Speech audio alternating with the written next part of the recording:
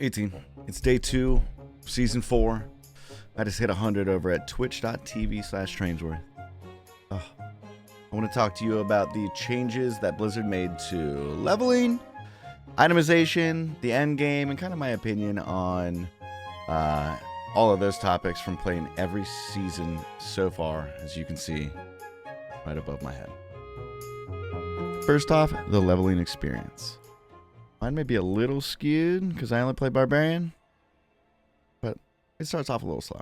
Lunging around, hitting everything like a wet noodle. But that's exactly how it should be. You shouldn't be a god at level 1, but you shouldn't stay weak forever either. I can feel my character getting stronger as I played the game, seriously. The changes to the elixirs, making them extremely affordable, having them drop all over the world, and adding new rare ones makes leveling so much faster and smoother. That 5% really adds up. Also, being able to afford your potion level up right away is huge with the changes that they made to the herbs. I think the pacing was great this time around. It really didn't take that long to hit 100. I know it's day 2. You're all thinking I went really hard, but I really didn't. I just took 2 days off and played with some buds, and boom, level 100. Welcomes alts. Not that I'll have any, because I only play Barb. But I do think that this is the best season for casual players to actually see the end game. I stuck to Helltides for a majority of leveling. With the updates that Blizzard made, Helltides feel real good. It was fun, packed full of demons.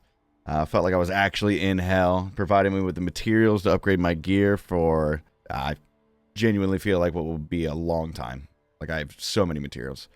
The boss you can summon in Helltide is one of the best bosses they've put in the game, period. It's phenomenal. The gameplay is sick, the rewards are super sick, and the difficulty is right on par with where it should be at that point in the game. Soloing it, you're going to get shit on.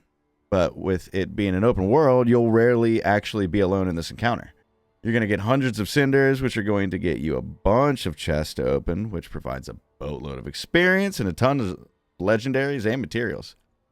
If I had to nitpick one thing, seriously, like, this is really getting nitpicky, one thing, it would be that during the boss fight, she flies up into the air and kind of does this, like, dive bomb onto the ground, summoning 4 Hellborn disciples, and the move is super fucking loud. Like, scare your ear holes loud. Like, the first time I heard it, I thought, what's going on here? There's a problem. I'm shook.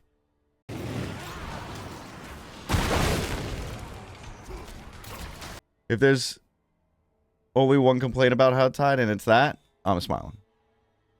Before I continue, if you're liking what you're seeing, I'd really appreciate a like and subscribe. It helps me out a ton. Only takes you a couple seconds. Thanks a bunch, team. After the Helltide, I went to Nightmare Dungeons and started the awful glyph level grind that everyone has been dreading every season thus far. But honestly, wasn't that bad. With the season blessing, 20% increased XP from the ashes, and focusing on Nightmare Dungeons that had the 20% increased glyph XP affix, made it super fast. I probably sacrificed like a little bit of leveling experience by not playing the quote-unquote optimal dungeon, but fuck that, 2 birds, 1 stone. I started running Nightmare Dungeons between levels probably 75 and 80, and got every single glyph I needed for my end game build to level 21 by level 100. Knowing I had that knocked out feels super good, hitting 100 and focusing on gear, and then just knowing that my character was that much stronger. Next up, the Occultist. The new Codex, super sick. My stash isn't full of bullshit legendaries that I might need someday, and I love it. It's super easy to use when you're looking to put affix onto the new piece of gear that you got. And always having the highest roll you found so far is all that I could ever ask for. Get a new high roll. You get a little symbol in the corner of the item. You disenchant it at the blacksmith. Adds it to your codex. You're ready to apply it at any new piece of gear that you get. Awesome. I do, however, still kind of hate the enchanting system, mainly because of the gold associated with it. Just like half the cost for me. Like, please half the cost. I think everyone agrees that the one resource that we all struggle with is gold. You can do whispers, get a decent amount of gold, but when you enchant an item just a few times, you get to a crazy high gold requirement to make any additional changes. Even if you're getting, 3 to 6 million gold from Whispers. When you're trying to get crit chance on a ring when there are 40 fucking options to roll, you're going to spend that gold in 5 seconds and be real sad. After that, run over to the blacksmith and take a look at the 2 new features, tempering and masterworking. What a roller coaster of emotions these 2 are, let me tell you. I'm going to make a separate video on this entire portion as soon as possible because I think it's quite a bit of information to take in. But for the quick and dirty, it's going to hit that dopamine high and also make you want to cry yourself to sleep, but like kind of in a super fun way. Tempering is amazing, endgame and leveling. Don't be scared to temper your leveling equipment because it's relatively cheap, like really cheap, and makes such a huge difference in your power level. When it comes to endgame, you'll find that hot piece of gear. You're running your high pit runs, your Durials, you're getting all the 925s. You get that new piece of gear with the greater affix on it. You're smiling. Do yourself a favor, and before you get too excited, go ahead and temper it before you do anything else. Don't waste your gold or materials on something that, if you're me, is probably going to end up with a dog shit roll and thrown right into the trash. With the materials you get from the pit, masterworking is a great way to level up the stats in your gear.